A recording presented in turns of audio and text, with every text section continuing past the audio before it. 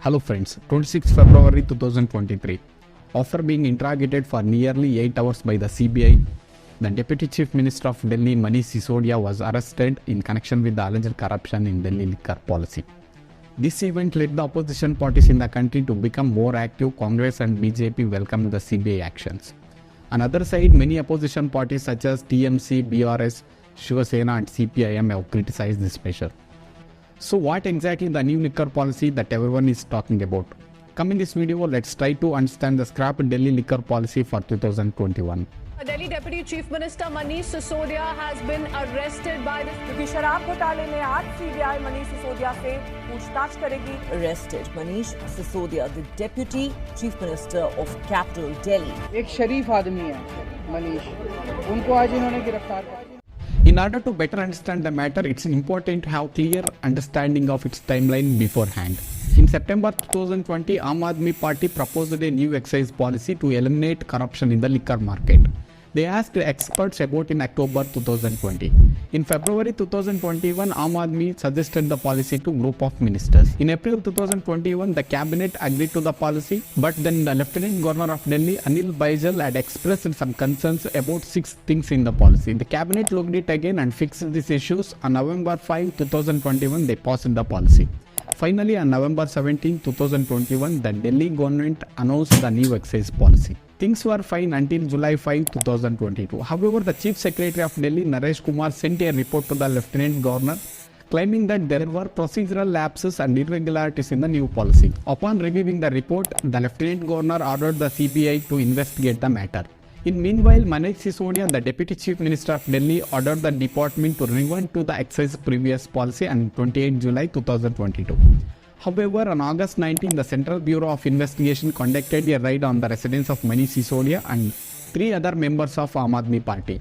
Aam Aadmi Party used to claim that because of old excise policy, there is a huge black marketing, there is a lot of corruption, and shops were running in such a way that no one wants to visit. And the government job is not to sell a liquor, they want to get out of this business. Under the old excise policy, there were total of 864 liquor shops in Delhi, out of which 475 were run by government and the rest were private. Each shop had a single license holder. The government had used to charge excise bottle and fixed license fee had to pay it by each shop. Under the new excise policy, the government divided Delhi into 32 zones and decided to open 27 shops in each zone. Total of 849 of liquor shops. Instead of giving individual license, the government decided it would license the zone. That is, 27 liquor shops of a zone would be owned by single entity. Not only this, the government made a provision to pay lump sum excise duty instead of excise duty on per bottle sold. Means, if you sell 100 bottles or 1 lakh bottles, the excise duty payable will be same. The new policy also had a provision for home delivery of liquor. It even proposed the lowering the drinking age from 25 to 21. It is also suggested to opening the shops at 3 am. However, these were not implemented. Along with this, government has also said that those who make liquor cannot sell in retail. They will have to sell the liquor only through the distributor. The government also allowed to shops to sell a price lower than the MRP. The government claimed that the revenue would now increase by 20%. The government earned about 9,000 crores from the license fee, which were approximately 2,000 crores more than reserve price. The real game started when new liquor shops were to be opened under the new excise policy, but only a handful shops could open on the first day. Later, only 644 shops could be opened, citing that unavailability of business under new excise policy. Many surrendered their licenses because small players unable to afford the licenses. 90% of the liquor shops started selling alcohol at 50% discount. The big retailers, who also had the manufacturing and distribution licenses, could afford to give such discount, but small players got crushed by it. The small retailers succumbed to this deep discounting, and in July 2022, Delhi Liquor Trade Association filed an affidavit in the court, requesting the court to declare the new excise policy as unconstitutional, as it was only keeping in mind of interests of big alcohol companies. The policy increases the consumption of alcohol in Delhi, where an average 1.35 crore liters of alcohol was sold. After the introduction of this policy, the average increased to 2.45 crore liters. However, despite of this increase, there was a decrease of 37% in the income from alcohol. Then the new policy had to be reviewed by the Narayanaswamy, Chief Secretary of Delhi. The Chief Secretary allegedly found that procedural lapses and irregularities in the new policy.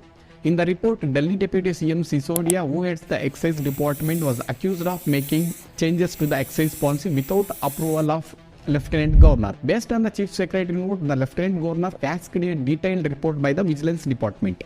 After reviewing the report by the Vigilance Department, the Lieutenant Governor suggested a CBI investigation into the matter. During the investigation into the new excise policy, the Chief Secretary of Delhi sent a report to the Lieutenant Governor on July 8, which revealed some important findings. The report highlighted three main points. Firstly, the Sisodia waived off more than 144 crores of license fee for liquor traders without Lieutenant Governor approval.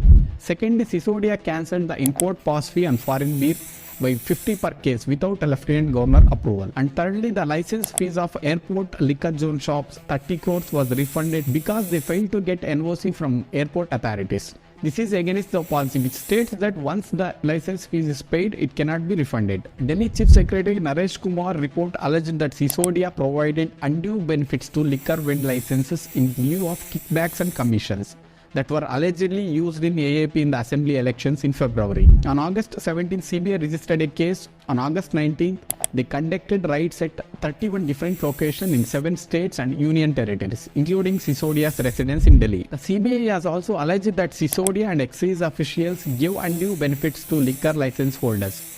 It has also alleged that people in the liquor business were actively involved in framing and implementation of excise policy.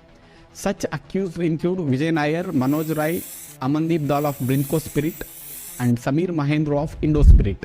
Delhi Chief Secretary Naresh Kumar report alleged that Minister in charge of Excise Department, Manish Sisodia, took and executed major decisions which were in violation of statutory provisions and notified in excise policy, and that had huge financial implications. And it was also done with sole aim of benefiting private liquor barons in lieu of financial benefits to individuals.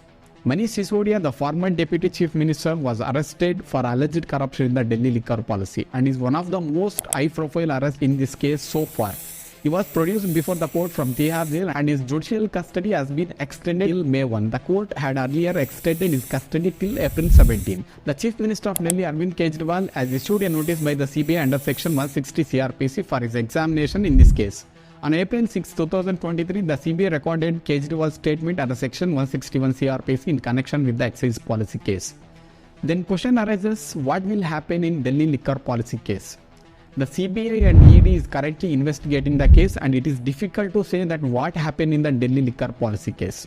The outcome of the case will likely depend on the evidence that CBI is able to gather. If the CBI is able to find evidence of corruption, then it is more likely that charges will be filed. However, if the CBI is unable to find an evidence of corruption, then it is more likely that case will be closed. The case is still ongoing and it is too early to say that what outcome will be. However, the case has already had significant impact on Delhi government. The policy was scrapped and several members of the government have been questioned by the CBI. The case also damaged the reputation of the Delhi government and it is likely to be a major issue in the upcoming elections.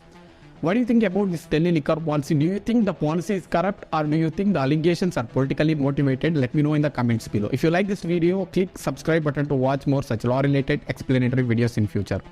See you in the next video. Thank you very much.